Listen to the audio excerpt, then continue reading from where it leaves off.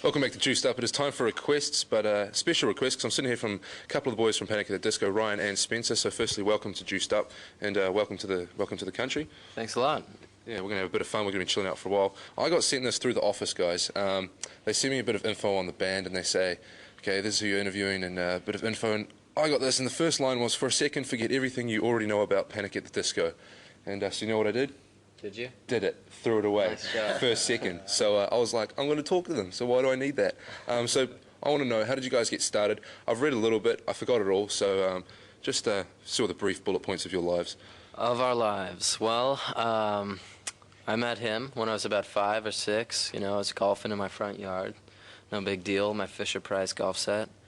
About 10 years later, we decided to start playing music together. We meet Brennan in high school.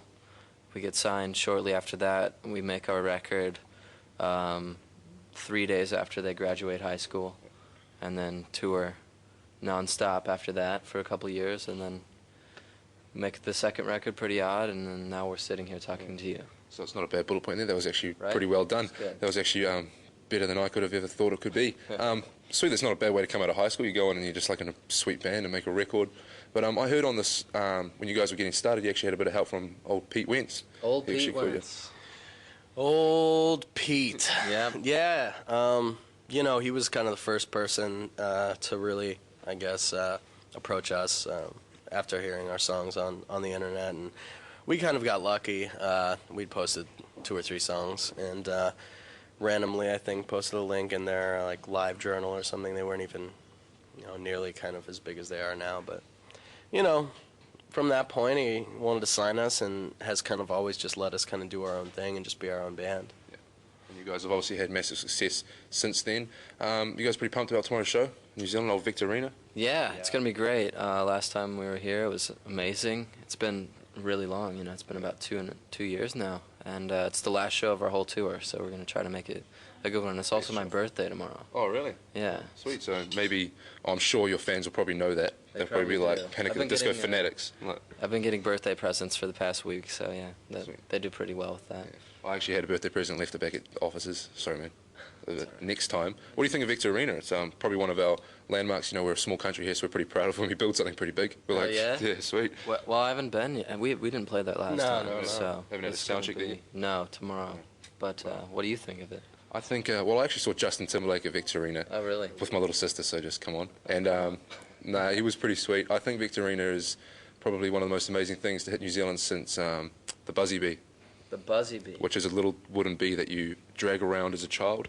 Oh, okay. Behind you. So everyone in New Zealand as kids. Yeah, we pretty much invented that. Oh, wow. Claim to fame. Awesome. And Lord of the Rings. Wow, yeah. Flight of the Conchords. Flight of the Conchords, you know. Definitely. Yeah. Sweet. Now, you guys' first album was a big success. Did it sort of come as a shock? Were you guys like, whoa, people actually like this stuff? Not this stuff. I mean, it's good. I mean, something you guys wrote yourselves and, you know. Yeah. We never thought that it would happen, especially on our first album. We were kind of just, you know, trying to figure out how to play music, and a lot of people ended up hearing that. So, I mean, I don't know. I don't really know how to explain why it happened or anything, but it gave us the opportunity to do a lot of things, so we're pretty thankful for that. And it's pretty weird to think you're like sitting at home and there's people in New Zealand like Stewart Island, Onehunga, listening to your music, maybe not Onehunga, but listening to your music the other side of the world. Yeah, it's pretty amazing. You know, like I said, we never would have thought. Yeah. You guys wake up one day and sort of just get out of bed and look in the mirror and go, man, I'm pretty famous. I don't think I've ever done that. No, you know? No, I don't think. I don't really think we're famous. I think the band's more famous than we are. If you know what I mean. So we don't get like a lot of paparazzi or anything like that. Don't get recognized down the street and stuff. I mean, once in a while. Yeah. More if we're all together. Yeah. You know? Especially if you're rolling like a convoy, people are going to think that. That's why Britney Spears takes like 30 people with her everywhere, because if she was walking down the street by herself, I'd think no one would even know who she was. They wouldn't believe that she was by herself. Yeah, they'll just be like, some drunk woman. Hope you guys aren't mates. Sweet. So what's the differences between your first album and your second album? Because obviously you came out with your stuff, and then you've sort of taken a bit of old songs and a bit of an old feel to it, and, you know, I read on this thing that I threw away. You did. You finished it. You finished reading that. Yeah, forgot it straight away. Oh, that's all right.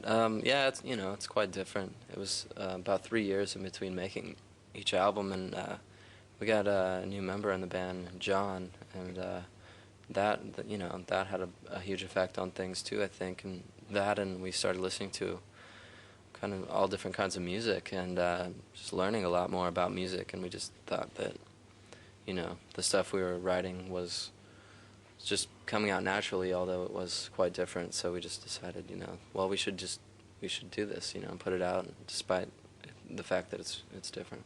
How do you guys come up with your music? Do you guys all collaborate on it? Do you sort of have a jam session and come up with it? I might throw this one to you. You haven't actually said much. Yeah, you know, it kind of varies. I think we were still trying to figure it out, and probably ended up just kind of realizing that by, you know, writing different ways. Some songs started on acoustic guitar. Brennan wrote some songs on this record by himself, and there were songs that we wrote as a whole band, lyrically as well. So, you know, it just kind of helps keep the songs different in style, you know, track to track, and I don't know, probably will be the way we kind of continue. Cool. Can you actually tell me, the next song we're going into is Night in the Afternoon. Can you tell me what that means? Like, what does that mean? I've been thinking about this for months. It's just kind of this expression that we came up with the night we were writing the song, and I guess it just means, like, you know, you don't really know what time it is. It's kind of real late in the night, and 9 in the afternoon, you know? Too much partying, or?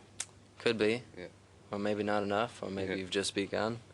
Yeah. Something like that. I understand. I feel that, you know. I'm a bit of a.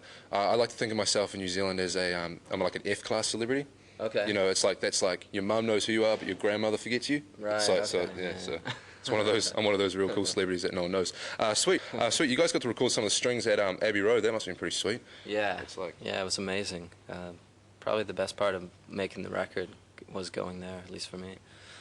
What do you think, Spence? Yeah. You're just No, you know, it was, yeah, it was fun.